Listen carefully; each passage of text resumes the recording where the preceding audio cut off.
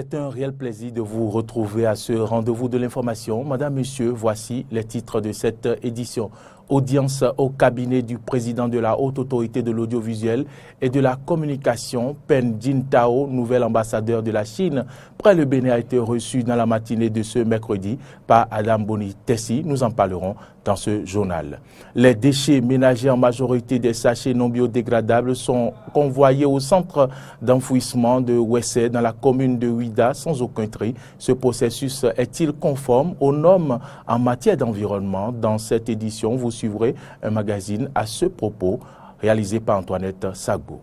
257 morts, c'est le bilan d'un crash d'avion militaire en Algérie dans la matinée de ce mercredi. Vous en saurez davantage dans ce journal. Voilà pour le sommaire.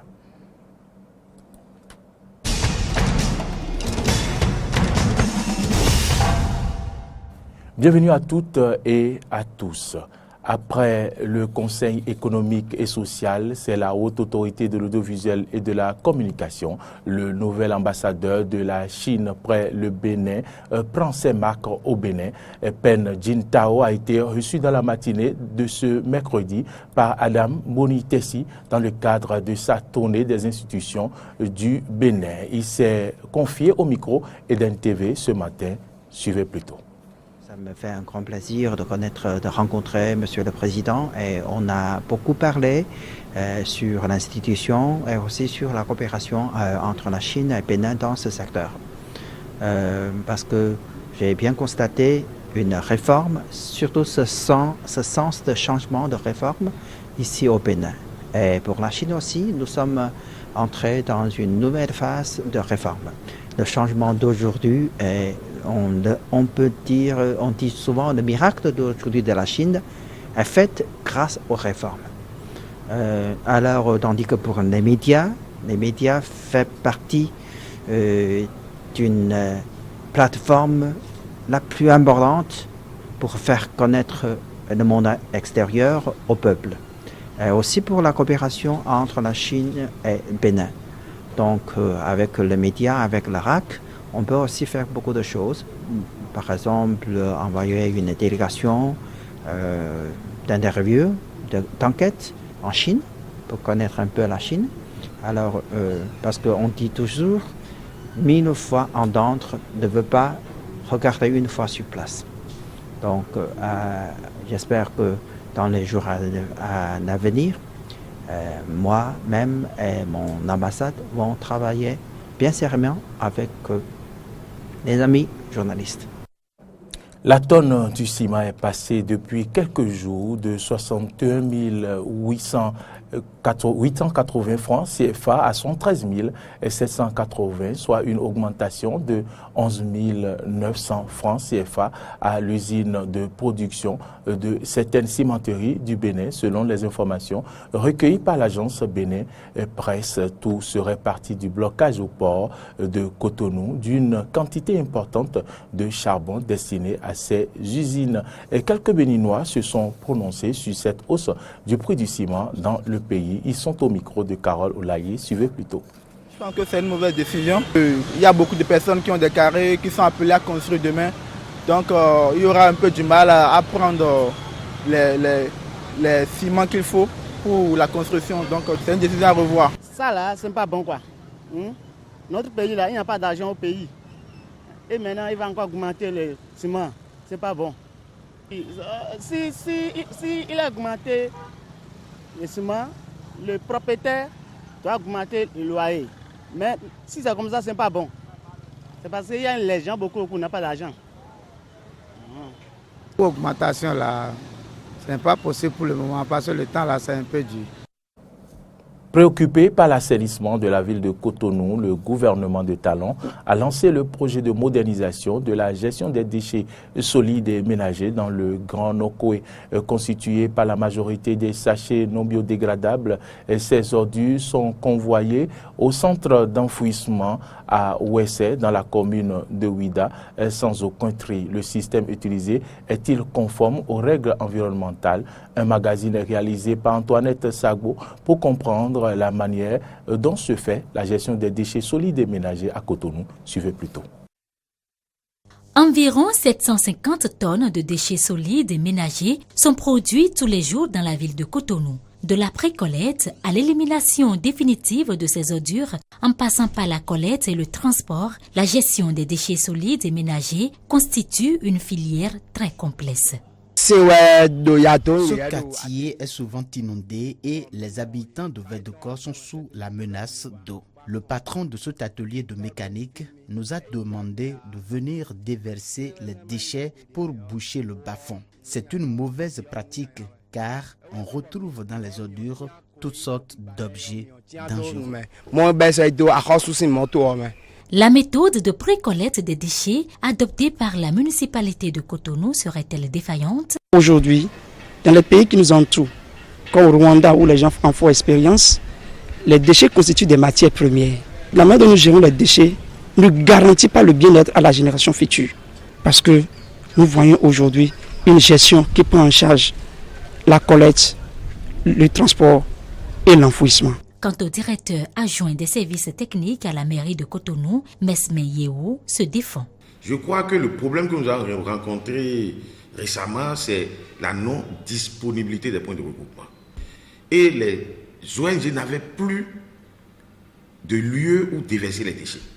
Aujourd'hui, tous les points de regroupement ont été construits, modernisés, avec des bacs, des conteneurs assez modernes. Et aujourd'hui, personne ne peut plus se plaindre, disons, des difficultés à aller sur les points de regroupement. Cependant, certains ménages se plaignent du coût de l'enlèvement des déchets. Entre-temps, on payait 2000 francs. Il semble qu'il y a eu une augmentation. Je n'étais pas du tout d'accord. Sur l'impôt général, la mairie nous prend 6 000 francs annuellement. Vous voyez? Et l'ONG prend ce qu'elle prend. Alors quand on fait le point là, ça veut dire que je dépense près de 24 000 francs par an pour l'enlèvement de ces ordures-là. Pour donc lutter contre les dépotoirs sauvages d'ordures, les déchets solides et ménagers sont convoyés dans le centre d'enfouissement sanitaire à Wessé, dans la commune de Ouida. Ce lieu d'enfouissement répond-il aux normes environnementales? La ville de Cotonou n'offrait pas les possibilités hydrographiques, topographiques pour accueillir un tel centre. Donc il fallait trouver une zone un peu plus reculée de la ville de Cotonou pour accueillir ce centre-là. Et Wessé était la zone qui était appropriée sur le plan du sol et sur le plan hydrographique pour accueillir le lieu d'enfouissement sanitaire de Wessé. Une étude d'impact sur l'environnement a été menée. Il y a une audience publique aussi qui a été réalisée pour recueillir l'avis des populations par rapport à la mise en œuvre de ce projet. Les résultats étaient mitigés. Le choix par rapport à la technologie utilisée, ce n'est pas un choix qui a été identifié par l'Agence béninoise pour l'environnement. C'est un choix du promoteur. Un espace de 80 hectares est donc réservé à Wessé pour accueillir les déchets. Comment se fait cet enfouissement? Il y a l'étalement, il y a la densification et il y a le recouvrement qui constitue le système d'enfouissement. Mais ces déchets ne subissent pas de tri à la base, à la source. Et c'est tout qui est déversé au niveau de ces cellules. Il y a de temps en temps des prélèvements pour vérifier la qualité physico-chimique et bactériologique de ces eaux. Il y a aussi des mesures phytosanitaires. Mais les ouvriers qui travaillent sur le site portent des équipements de protection individuelle et sont assujettis périodiquement à des visites médicales pour qu'on contrôle l'état de santé des acteurs du système de gestion des déchets sur le site. Quelle doit donc être la nouvelle stratégie pour contrôler et assainir le milieu urbain? En réalité, les déchets sont des richesses. Donc, on doit valoriser aujourd'hui les fractions valorisables de ces déchets. Les plastiques, les ferrailles, les bouteilles, on va les valoriser. Parce que dans le cadre de la modernisation des déchets, on aura des centres de tri-compostage, ce qui permettra de valorisation énergétique. On aura le compost, on aura de l'énergie. Faire le tri des déchets solides et ménagers, les transformer à d'autres fins économiques permettrait de réduire l'insalubrité dans la ville de Cotonou. Vous l'auriez constaté, c'est la saison des avocats, un fruit riche en fibres et antioxydants. Il contribue au bien-être de l'homme. On en distingue deux variétés, les avocats beurrés et non beurrés. Peut-on consommer ce fruit sans modération et sans retenue? C'est une question à laquelle s'est intéressée Carole Olaye et Fiak Voitan dans ce reportage que je vous invite à suivre. On m'a dit que l'avocat, ça fait du bien. Et qu'il y a des vitamines dedans. Il y a des vitamines dans l'avocat. Et pourtant, Jean Gain, surpris en train de s'approvisionner en fruits dans le marché de fruits et légumes de Kadjeron, n'a acheté que 2 avocats parmi ses nombreux fruits. Un acte qu'il justifie. Et je prends ça à quantité réduite. Parce qu'il y a aussi de matières grasses. Et compte tenu de mon âge, je ne dois pas exagérer avec les matières grasses. Et quand vous prenez un avocat, vous pouvez diviser ça en 2. Prendre une partie et après 2 semaines, vous prenez le second. C'est seulement le groupe sanguin A qui peut prendre ça en quantité voulue parce qu'il en a besoin à tout moment. Mais chez le B et O, il y a la toxicité. Donc quand il y a la toxicité, ça veut dire que les articulations ont des problèmes. Donc si vous voulez consommer ceux du O et du B en petite quantité, mais pas avec du pain. Fruit à noyau à peau verte ou violacée, l'avocat a de nombreuses vertus et est très prisé des Béninois qui font souvent la différence entre ces fruits appelés beurrés ou non beurrés qu'on retrouve non seulement au Bénin, mais qui nous viennent également des pays frontaliers comme le Togo. L'avocat beurré, c'est l'avocat grave. C'est l'avocat qui contient beaucoup d'huile. Mais en général, c'est souvent dans les pays développés qu'on trouve l'avocat beurré. Mais chez nous ici, dans les villages, observez bien, les avocats sont petits et quand on les coupe, déjà ça commence par, on sent que ça, c'est de l'avocat naturel. Ce que je vais vous conseiller, c'est de prendre simplement les avocats naturels qui sortent de chez nous et non les avocats importés. On constate que quand les gens en consomment, ils mettent encore d'huile, oignons, des œufs, c'est pas bon. Il faut prendre simplement l'avocat avec beaucoup d'oignons et d'ail.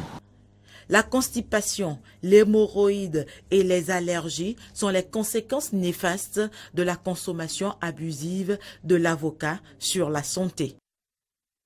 En interactualité, crash d'un avion militaire au sud-ouest d'Alger dans la matinée de ce mercredi 11 avril 2018. Au total, 257 morts. L'appareil s'est écrasé peu après son décollage de la base aérienne de Boufarik à environ 25 km au sud-ouest de la capitale. Aucune hypothèse n'a été pour l'heure avancée pour expliquer l'accident. L'appareil transportait majoritairement des militaires et des membres de leur famille, a annoncé le ministère de la Défense algérien. La plus grosse catastrophe qu'ait connue l'Algérie depuis 1962. Rappelons qu'en 2017, il n'y a eu aucun crash d'avion dans le monde entier. Nous démarrons ainsi le deuxième trimestre de l'année 2018 avec ce crash dont le bilan est l'un des plus lourds en matière de crash en Afrique. La directrice générale du Fonds monétaire international, Christine Lagarde, avertit les gouvernements qu'ils doivent éviter d'impacter la croissance économique mondiale avec des mesures protectionnistes. Et Christine Lagarde voit des nuages plus sombres à l'horizon de la croissance économique mondiale en raison notamment des tensions entre les États-Unis et ses partenaires commerciaux qui menacent le libre-échange. Suivez ici un extrait des propos de la directrice. Première priorité, les gouvernements doivent éviter toute forme de protectionnisme. Pour le moment, le soleil brille. On assiste clairement à une percée portée par des investissements plus importants, un rebond dans les échanges commerciaux et des conditions financières favorables. Et toute cette convergence conduit les entreprises et ménages à augmenter leurs dépenses.